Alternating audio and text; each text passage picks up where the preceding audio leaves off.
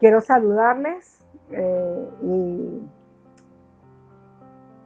en este día desear que el tema que vamos a continuar tratando con respecto al enfriamiento de la iglesia y a todo lo que tiene que ver con los tiempos espirituales que estamos viviendo en este momento, puedan servirle a usted de guía, de brújula, de mapa para introducir cambios en su vida que puedan ser determinantes para enfrentar la serie de problemas que como sociedad está viviendo el mundo.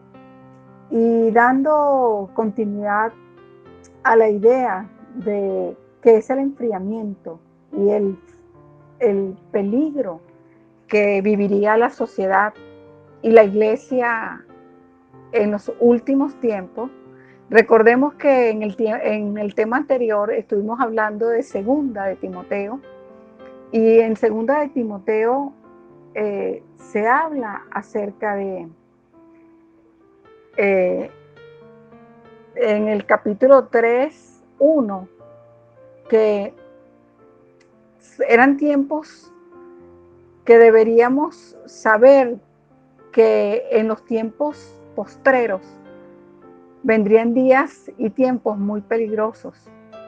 Y bueno, las palabras de Pablo en este pasaje de la Escritura hablaban acerca de esos tiempos peligrosos que él estaba introduciéndonos y advirtiéndonos que tenían que ver con el carácter y con la manera de ser de los hombres de esa última generación que estaría antes de la venida de nuestro Señor Jesucristo, antes de la manifestación del inicuo, del hombre de pecado, y de que la iglesia ya no esté en medio de esta sociedad y de este mundo.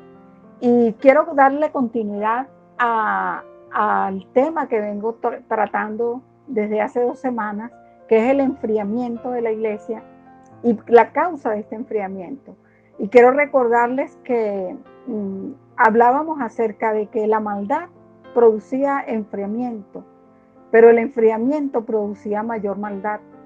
Y Cristo conocía perfectamente cómo se iban a desarrollar los eventos futuros de la humanidad, y por eso nosotros podemos ver cómo nos advirtió, y posteriormente cuando Pablo es levantado como apóstol de los gentiles, Pablo habla en Segunda de Timoteo lo que es muy parecido a lo que Cristo nos advirtió, aún diciendo que se hallaría fe en la tierra. Y le decía a Timoteo que debería saber esto. ¿Y qué debería saber? Y el apóstol describe unas características, 19 características del carácter que se desarrollaría en la humanidad, en los hombres, en las mujeres, en los niños, en la sociedad. Y dándole continuidad a este tema, el apóstol habla acerca de que estos iban a ser amadores de sí mismos, es decir, egocéntricos, que buscan solo su propio bien, no les importa el prójimo y solamente están centrados en sus necesidades. Avaros, que significa codiciosos, materialistas, sin escrúpulos para obtener recursos económicos de donde sea y como sea. Y en esa avaricia destruyen, matan, y no les importa ir en contra de quien sea y como sea a cambio de conseguir lo que ellos quieren, que por supuesto tiene que ver con beneficios de carácter material.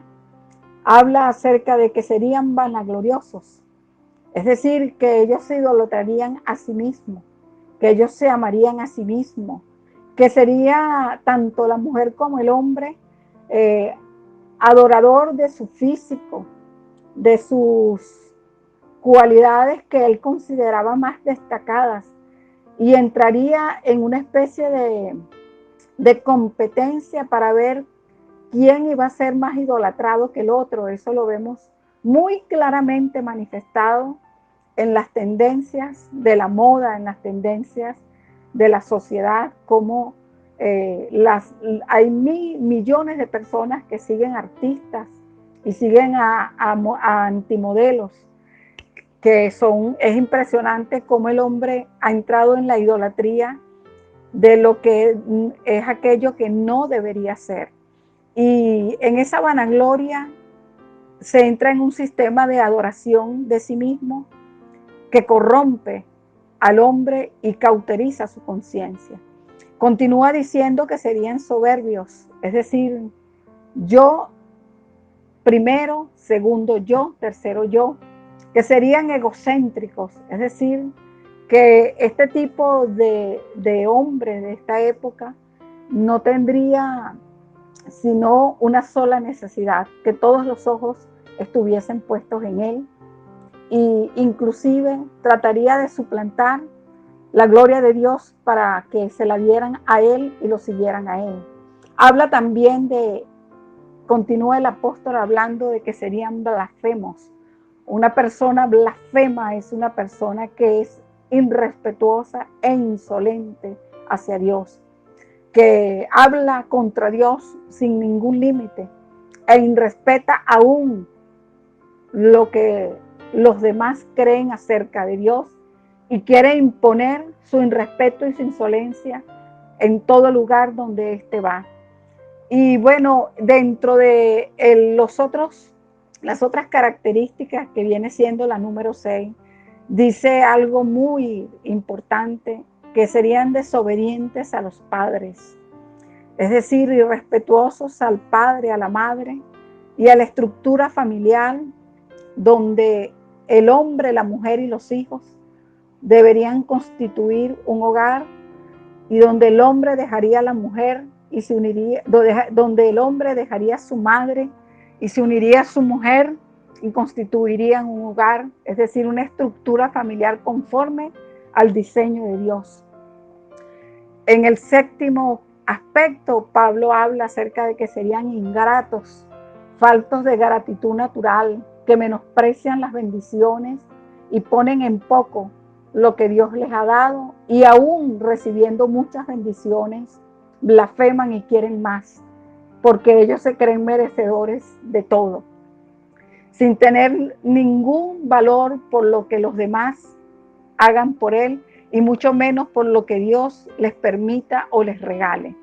Por eso la estructura familiar, el matrimonio, los hijos y todo cuanto poseen, ellos no tienen gratitud hacia Dios y mucho menos hacia los hombres ni hacia sus padres. En el octavo aspecto habla de hombres impíos, es decir, indiferentes al pecado en sus vidas. Ellos conocen la piedad, han conocido la palabra, pero son indiferentes y ven el pecado como un aspecto natural de la vida, y a lo malo llaman bueno y a lo bueno lo llaman malo, queriendo decir que las personas deben ser de tal o cual manera porque ellos tienen un alto respeto por lo que es la práctica del pecado y de los diseños que van contra la palabra de Dios. En el número 9, el apóstol habla sin afecto natural. Y una persona que no tiene afecto natural no tiene aprecio por los demás, no valora a nadie en su vida. De hecho, descalifica a todo mundo y a todo mundo critica, y en su falta de afecto natural rompe y destruye toda relación humana y toda relación que lo ligue a una persona en amor.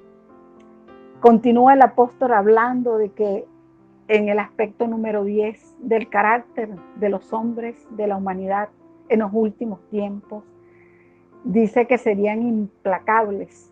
Una persona implacable es rencorosa, vengativa, amargada, está buscando cualquier oportunidad para vengarse y es altamente traicionero porque no tiene piedad con nadie, no tiene valor por nada ni por nadie. Es decir, implacables. la palabra implacable, es decir, que no se pueden soportar.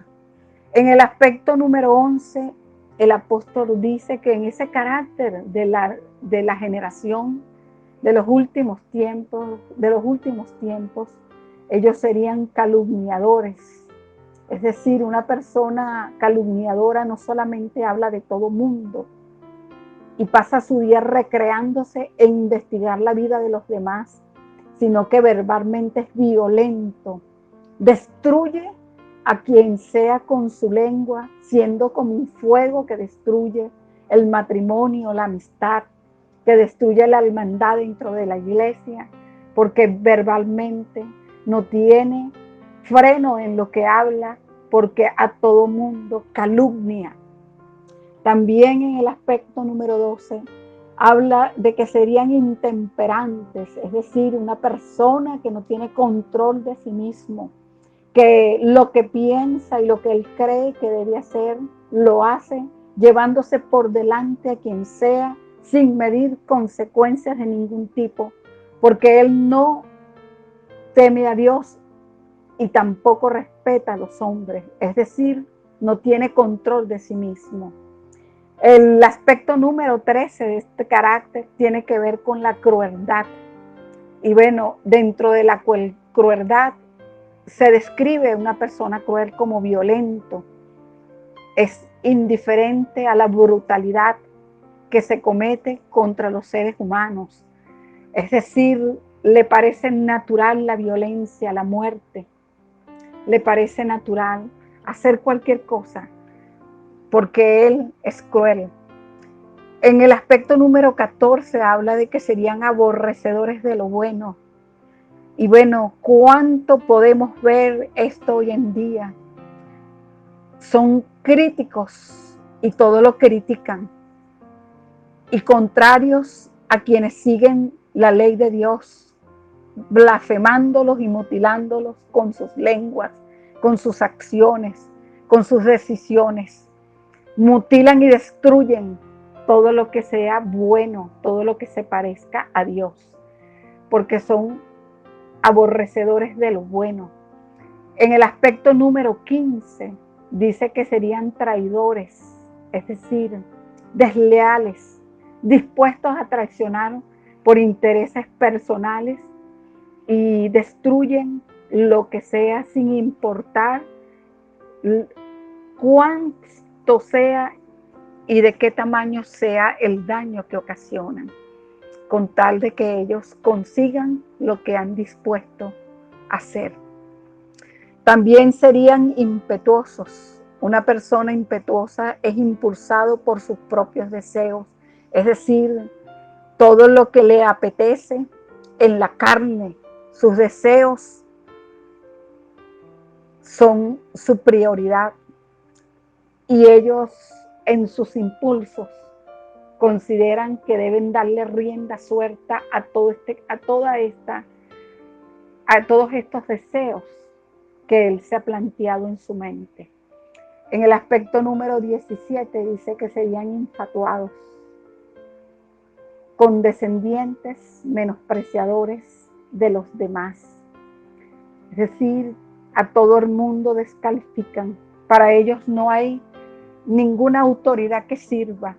Todo el mundo es malo, todo el mundo está equivocado y ellos son tan dignos que no pertenecen a ningún lugar porque todo lo desprecian y lo menosprecian. Por eso van de lugar en lugar, de iglesia en iglesia, de jefe en jefe, porque ellos no tienen condescendencia con nadie.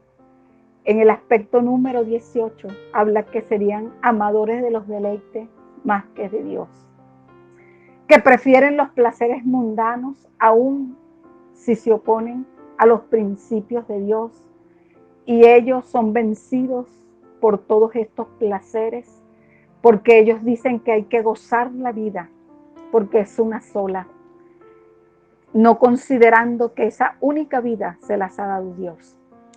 En el número 19 dice algo muy importante y determinante, que tienen apariencia de piedad, pero niegan la eficacia de ella.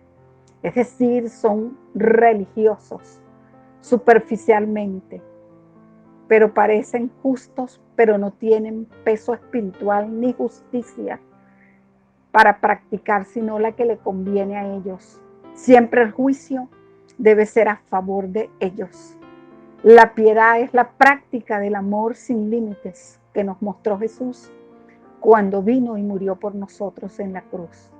Bueno, estos hombres de estos últimos tiempos no tendrán para nada como práctica la piedad, pero tendrán algunos de ellos apariencia de que practican esta piedad, pero para nada son eficaces en producir discípulos de Cristo y en hacer que alguien reciba algo sin que ellos obtengan algo a cambio.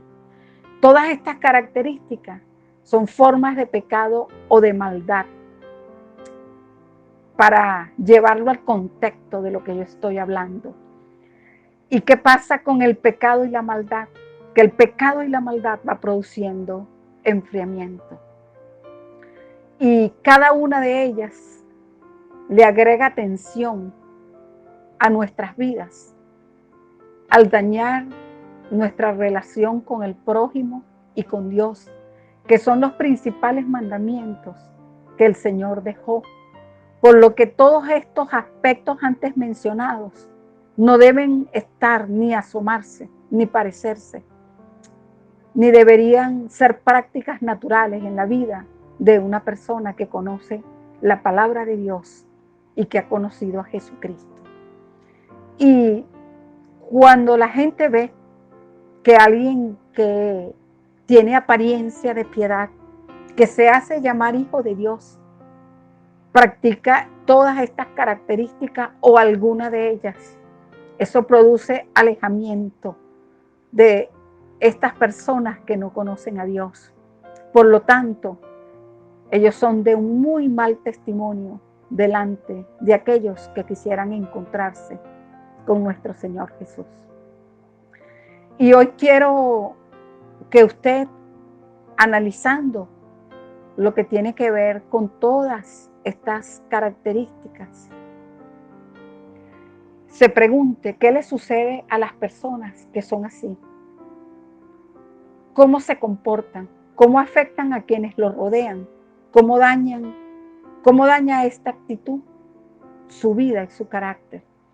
Yo estoy segura que cualquier persona que me esté escuchando en este día se ha tropezado con todo este tipo de características o de cualidades en alguien o en grupos o en personas. Pero el resultado inevitable y contundente de todo este carácter que es contrario al carácter de Jesucristo es que el resultado inevitable es que produce enfriamiento. Y quienes se comportan así son fríos con los demás. Y quienes reciben este tipo de trato a menudo también reaccionan con frialdad. Es difícil ser cálido con alguien que es tan insensible y que a veces pareciera que no tiene conciencia del nivel de maldad y de pecado que practica, pero ellos esperan, como por supuesto lo dijo la palabra arriba, ser el centro, ser amados, ser cuidados, aunque ellos no aprecien ni valoren nada de lo que se les dé o lo que puedan recibir de alguien.